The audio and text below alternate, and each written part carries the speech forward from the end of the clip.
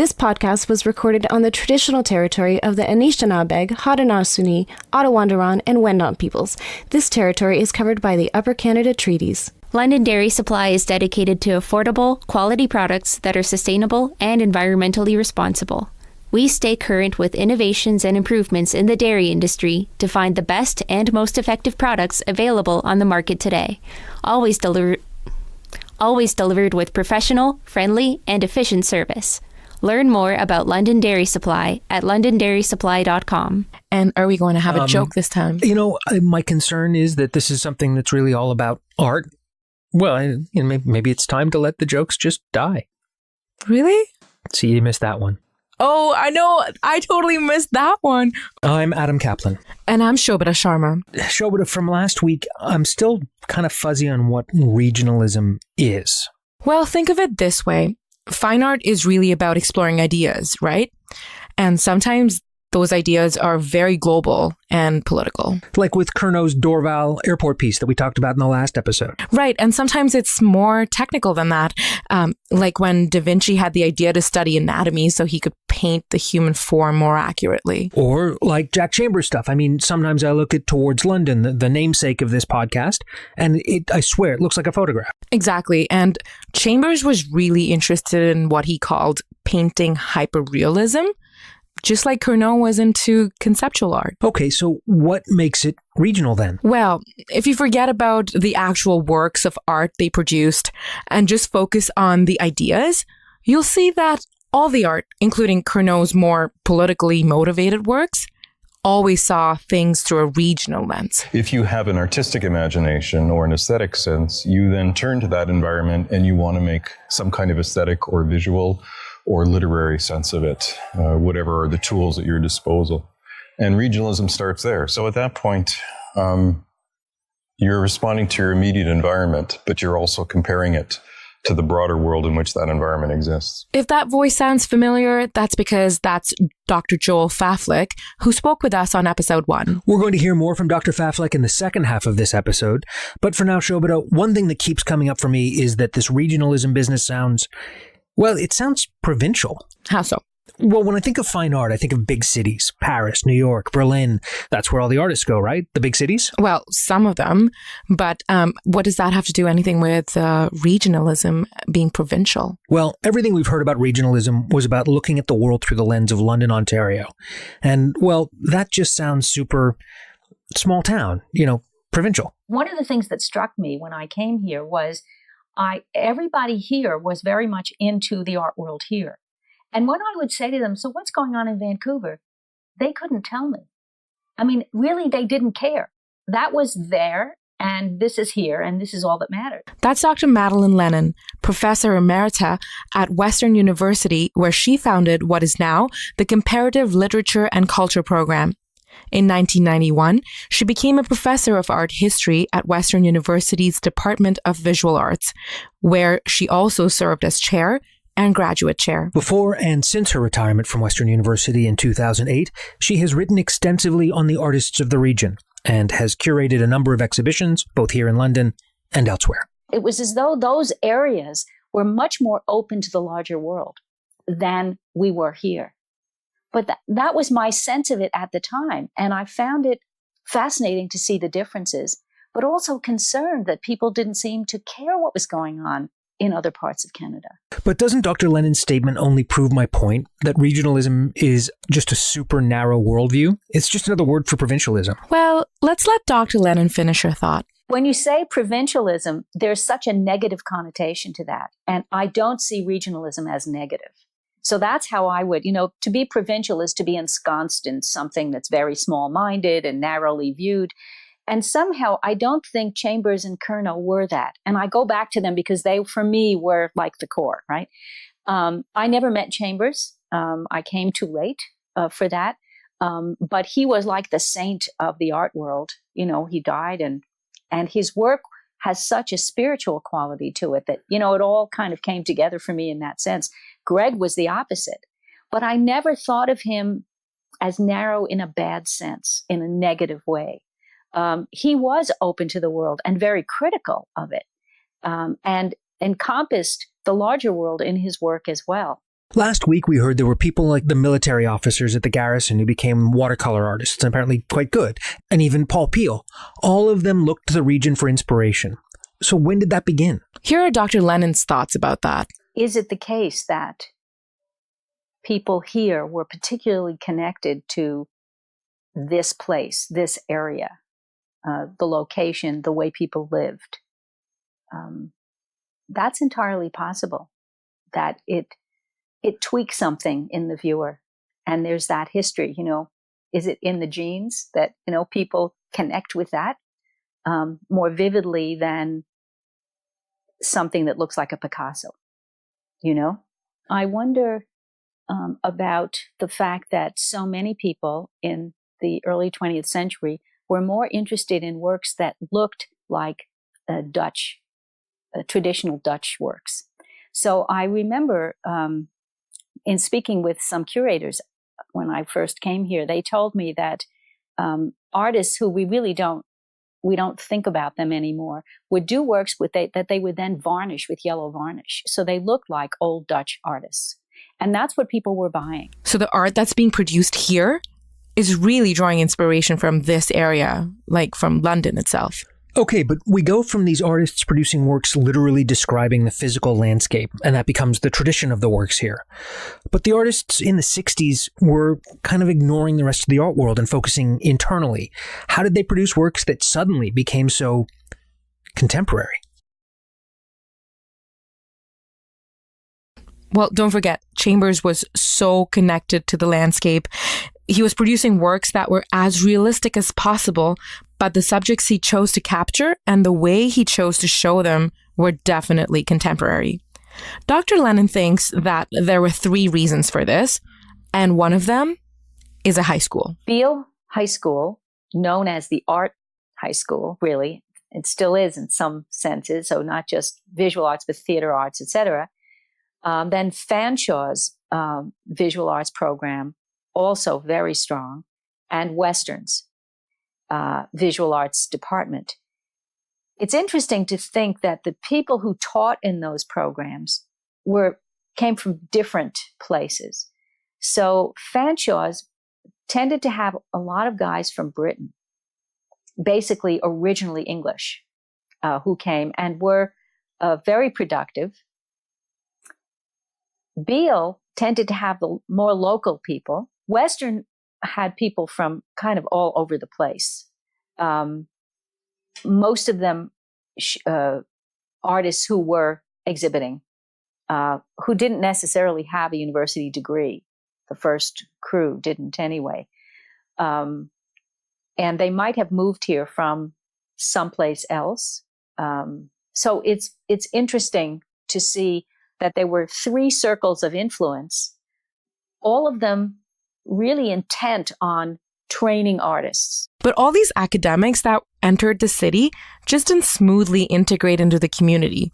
Remember, London is a conservative town, and it's not always welcoming to outsiders. And for one artist, Greg Carnot, this new crop of intellectuals, they just did not sit right with him. Greg was, very anti-American, very resentful of all the Americans who came when they were expanding the university. People came from everywhere, from England, from Europe, but also from the States. It was very easy to do that at that time. And so that really raised his ire. What are all these people doing here? He eventually acclimated. I mean, we all acclimated and became Canadians and cared about what he was doing. So Beale, Fanshawe, and Western, it's as though they lay a kind of groundwork. And because they're not just teaching, right? They're showing their student work, and the teachers are showing their work wherever they can, locally and not outside. And so you gradually develop this, it's like a society, right? Where people get together, they argue, they don't get along, they ostracize one another, and then they're back together again. But you can see that it's a ground for starting galleries here. Dr. Lennon recalls she could tell the group was onto something special, even when she first arrived here. The 70s, the 80s, they were amazing. And it was pretty powerful. There were out and out debates, arguments, furious arguments that led to angry stomping off, I would say. But here. Interestingly, just like the artists in London were sort of ignoring the rest of the world, the artists and critics of the Canadian art scene, with the possible exception of Barry Lord, weren't really paying attention to London either. A number of years ago now, the AGO had a big Greg Kernow show. And people from here who were working with the AGO on that told me that the staff at the AGO, fairly young, started saying they had been working with reproductions, black and white reproductions of his work. And they started saying, we don't think this is why are we doing the show? It's not going to be very interesting. And so the people from here said, have you seen any of the actual works? And they said, well, no, we're working with. So they said, well, wait till they come up. And of course, the color blast is on its own. And when they actually saw the works, they got excited about it, but they didn't know. I mean, they didn't know. And I think my colleagues from here who were working with the AGO were taken aback to realize how quickly these things go into a memory bank that is not shared. So I think that while London felt it was the center of a certain universe, most people didn't know about it. And I think the people in Toronto would kind of be condescending about, oh yeah, London regionalism, and yet that show was a big hit. And it was, I think, an educational event because people found out about Greg. Dr. Lennon saw the regionalist period as a sort of changing of the guard and one that had its own clear beginning. And then, it kind of calms down and some people move to someplace else and others stay here and things shift and certain galleries close and you have a kind of quiet time and then boom, another eruption. So it's as though it's a little bit like earthquakes. Things happen, plates rub beneath the surface and then there's an eruption. And that's still happening today. So because I only came in the late 60s and became aware of things really in the early 70s and then on from there, I don't know what was happening here before then. But it all felt very new. Not just because I was new here, but everybody seemed to be fresh. Do you know if there's like a freshness about things? And it really felt that way. And people of all ages participating, established artists, new kids on the block, So Dr. Lennon saw that this had a clear beginning, but does she see it having an end? And does she see London returning to its status as the most important center for art in Canada, as Barry Lord suggested in 1969? Dr. Lennon sees that the movement had a clear beginning and an end, but she's not quite as optimistic as others are that it could happen again, and certainly not to the same extent that it did. Neo-regionalism now, I think it would look very different if it did grow, if that kind of thing happened. And it would happen if people really were interested in the place as place. And I'm not sure that there's that interest anymore. It might be with people who were born here, but I don't know, a lot of the local artists who are here now weren't necessarily born in London. They came here for one reason or another. And it seemed to me that the past, Kernow and Chambers' past, played a role in how they saw London. Their the theory of origins, that the myth of it all, the hospital, all of that stuff, then leads to a different way of thinking about this place. And I don't think the young people have that kind of foundational love of the place. They may be fascinated by it, but I really find it hard to believe that it's going to happen again. I don't know, maybe I'm too old to see it, With that said, Dr. Lennon thinks there are some other interesting things happening in London that are just as important for us to pay attention to. Will London rise again? Is it in the ashes? I'm interested in thinking about the music scene here, which seems extremely vibrant right now. I don't know as much about it, but I kind of follow it. I see who's playing where, what groups, all different kinds of music are featured.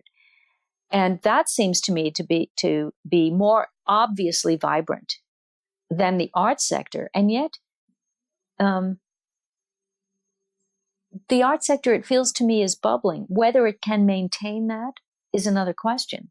Now, I think that the various galleries and museums may have an important role to play. The new spots that have opened on Dundas Street, for example, the Fanshawe program that's downtown, for example. I think we have to wait and see how those work out, because they may be what the 3 programs were in the past. They may be seeders for new groups of artists that will flourish. Head over to towardslondon.com for links to Western's Department of Visual Arts, Fanshawe College's Fine Arts Program, Beale Arts Program, and a new gallery called Satellite, which is a collaboration between these 3 programs and Museum London. An interesting note, it's one of those places on Dundas Street that Dr. Lennon mentioned when we spoke to her. The regionalists, in my mind, the ones that I came in first contact with, were primarily Jack Chambers and Greg Curnow, because they were introduced to me by a great patron of the arts here in London, Ontario, Ross Woodman, who was personal friends with both of them, and who really put me in touch with the sense of what regionalism meant. As a refresher, Dr. Joel Faflak is the inaugural director of the School for Advanced Studies in the Arts and Humanities at Western University. He's stepping down from that position in January 2018 and will continue to be a professor in the Department of English and Writing Studies. Dr. Ross Woodman, whom Dr. Faflak just spoke about, was one of the behind-the-scenes forces who really helped regionalism thrive. On a personal note, my mother recalls him and his wife, Dr. Marion Woodman, fondly. They were her next-door neighbors when she was growing up. London's such a small town. It really is. But when a young Joel Faflak arrived here in 1977 for his undergraduate studies at Western, the introduction to Woodman, Curnow, and Chambers made a big impact early in his career and had a profound and lasting effect on his critical and visual imagination. Coming from the small town of Chatham, I never imagined that a place like London could have a community of artists who were putting that community on the map and were translating what was going on in the community to a broader audience, and not just locally or regionally, but nationally and internationally. And I think one of the amazing things about someone like Chambers, who was, dropped in as a kind of alien, versus Curnow, who fit in more, if I can put it that way, was they were 2 different sides of the same coin. One was looking at the environment around him, Curnow, and reveling in it. And to my mind, not feeling the same sense of anxiety about did he fit in or not as someone like Chambers, who went off to practice in Madrid and, to be trained classically in the quote unquote great tradition of painting, and then returned to London to ask himself the question of how he fit in here. And one senses in Chambers' pieces and all of his work, the fact that he never quite does fit in. And that's where his greatness comes from, against someone like Curnow. And remember Dr. Ross Woodman? Dr. Faflak says that Dr. Woodman's own sense of alienation was able to help Joel Faflak, the undergrad, peer into the world that he lived in, but didn't quite understand yet. And it was more than an intellectual exercise. I came here as an undergraduate student in 1977 from a small town, Chatham. And I ended up in 1979 in 3rd year in Ross's romantics class. And here was this man who seemed dropped in out of the blue, teaching this group of 5 romantic poets, who opened up within this absolutely local space a sense of the eternal.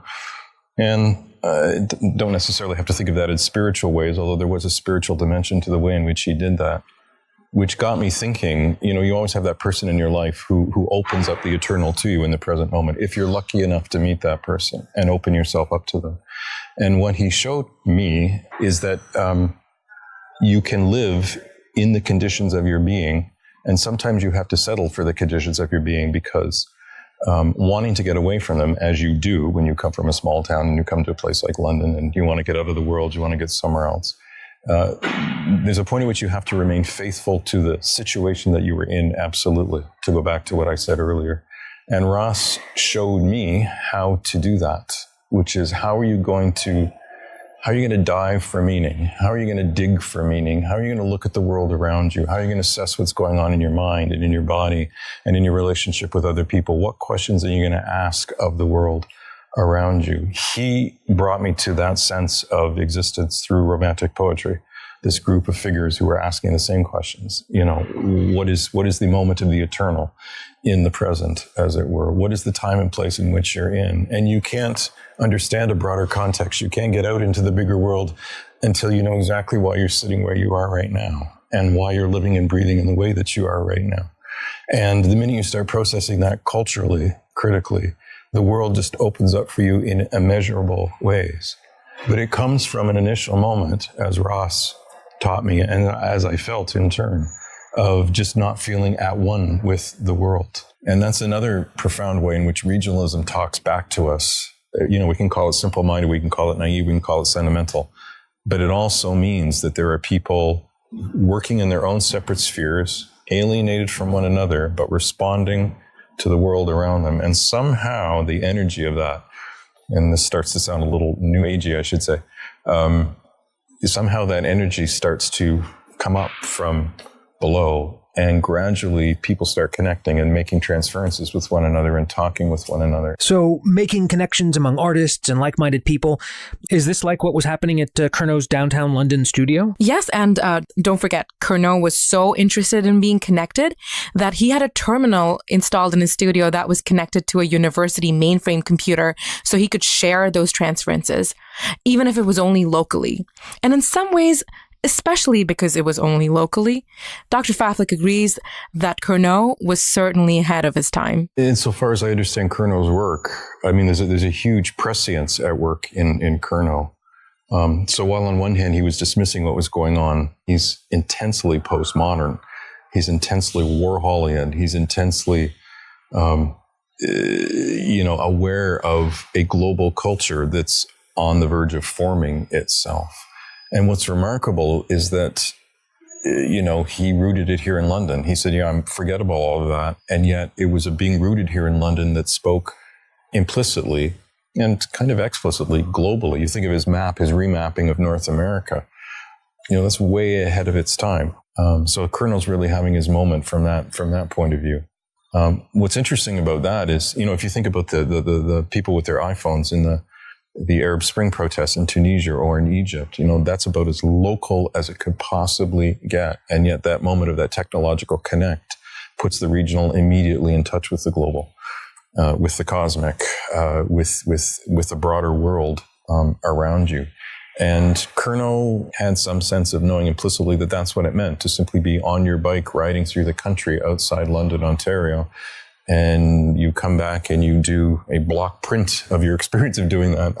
And you've got a document that is immediately a global document, as it were. From that point of view, anything is a global document. And the wonderful thing about McLuhan's revolution and the revolution they're in the middle of right now is that, you can do something on that iPad right now.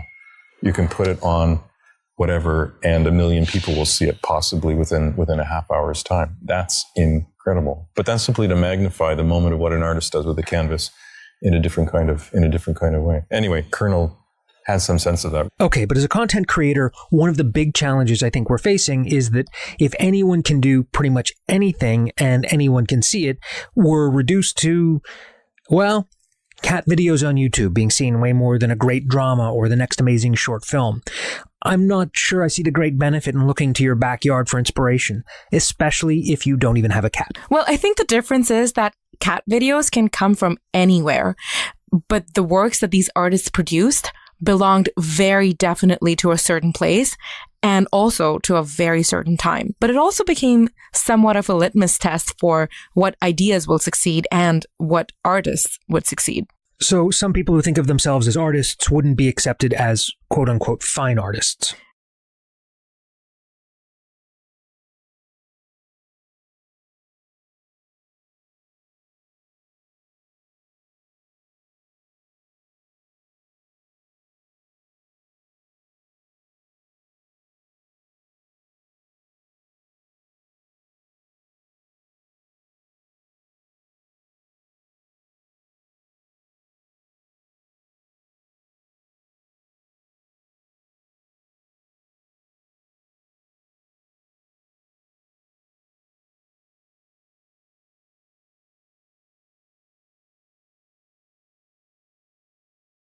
Yes, and the problem with that is that regionalist art was built on the foundation of tradition, the very focused history and heritage of this region, which meant... Is this where I get vindicated on the whole provincialism and regionalism thing?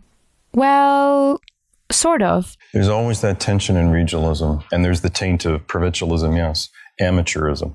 Anybody can do this.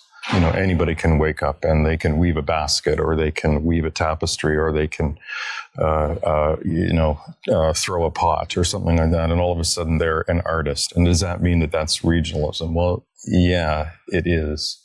But the idealistic side of regionalism is that it came from, the great upsurge of patriotism that came with our 100th anniversary, the centennial in 1967. And the fact that Canada was in the process, started long before 1967, of asserting itself as a nation with its own identity, separate from its Victorian identity that it got because it was confederated in the Victorian period. And therefore our ties to the mother country and its traditions and a broader cosmopolitan world are very strong. But for the first time, Canada had to look at where it was coming from. And that meant turning to its individual communities to express a sense of their identity unto themselves, uniquely, originally. And that meant risking throwing away the traditions as well, and simply saying what can happen from the grassroots up, what can happen from the ground level up without any relationship to those other traditions.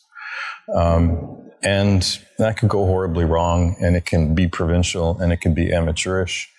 But at the same time, it can produce a really, really genuine response. Yeah, there's a sense of regionalism as being very provincial, and I don't dismiss that because I'm not an artist. I'm an art critic and a cultural critic, and I like discriminations to be made. I like the fact of comparing. I like the fact of setting a standard and deciding where this fits against this. And at that level, there's a point at which you have to make a decision about what's better from what's not so good, or what fits within a tradition and what doesn't fit within a tradition. So where are they now? Who? The regionalists. It's only been 50 years. I'm assuming some of them are still alive. Yes, there are still a lot of artists who were part of the regionalists back in the day who are still alive and still working. But Dr. Faflak said that the term regionalism became sort of suspect. And in the end, its meaning changed. And we can now count vindication number 2 for Adam, although Dr. Faflak is speaking about what came after the movement. It ended up smacking of a kind of provincialism, of a kind of localism, of a kind of, if you want to stay in London and you don't want to leave London to go to Toronto or to New York, you must not be ambitious enough. You must not be good enough. You must be a bit of a hack and a hick. All of those things end up getting attached to regionalism. It also ended up in some respects smacking of a kind of sentimentality about Canadian nationality. Sentiment never really works in quote unquote high art. You have to be ironic. You have to have objectivity. You have to have distance. And so regionalism could so easily settle into a kind of, local craftspeople and local crafts traditions and so forth and so on. And that's problematic in terms of that kind of discrimination, because contrary to what I said about establishing a tradition, I'm also all for the fact that regionalism represents a broad, heterogeneous array of artists being able to come together to express what's going on in the environment around them. It ended up smacking of a kind of sentimentality and a kind of, you couldn't criticize Canadian national identity. You couldn't say what I opened up by saying about London, which is that it's an alien place that makes you feel alien, and you have to respond to that at some level. Not everybody shares that opinion about being here, for the record. But there's a sense in which regionalism became the precious commodity of Canadian national artistic identity. And at that level, you couldn't therefore criticize it or critique it.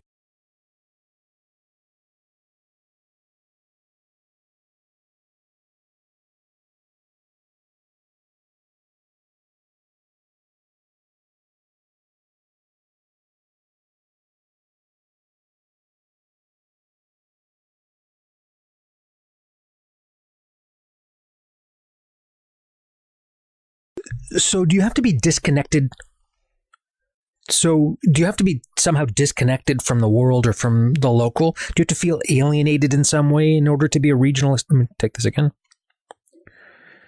So do you have to be disconnected from the world? Do you have to feel alienated in some way in order to be regarded as a regionalist artist? Dr. Faflak says that it's a necessary ingredient, but it's not the only one. And he looks at a different discipline, philosophy, to make sense of it. Martin Heidegger, the great philosopher of the 20th century, speaks of Geworfenheit, the sense of being thrown into the world. We're all thrown into the world. We have no native being in the world. We don't know why we ended up here. We don't know why our parents gave us our names. We're told that there's a God who governs that. We don't know that for sure. So you wake up one day feeling alienated in the world, and you start to ask yourself questions once again about why you're there. So alienation is particular to London regional art and artists, I think, in a very particular kind of way. And it's interesting that you say they feel alienated from one another, because I think that's another essential part of the process. But I think they were also opening themselves up. I don't mean to impose this on them too much, whether they knew it or not. I think they were also opening themselves up to what it means to simply feel alien as human beings, as it were. And that sounds like a really negative word. It's actually not necessarily. We have links to the works that were discussed in this episode on our website at towardslondon.com. Our thanks go out to Dr. Madeline Lennon and Dr. Joel Faflak. We love your suggestions and ideas, so hit us up at Towards London on Facebook, Twitter, and Instagram, or if you feel like it, email us at info@towardslondon.com. Thanks to our sponsor, London Dairy Supply, and as usual, thanks to Sammy Roach for making sure we had what we needed back at Webisodes. And if you have a chance, please rate and review us on iTunes. It makes a big difference. Until next time, I'm Shobita Sharma. And I'm Adam Kaplan. This has been a Webisodes podcast.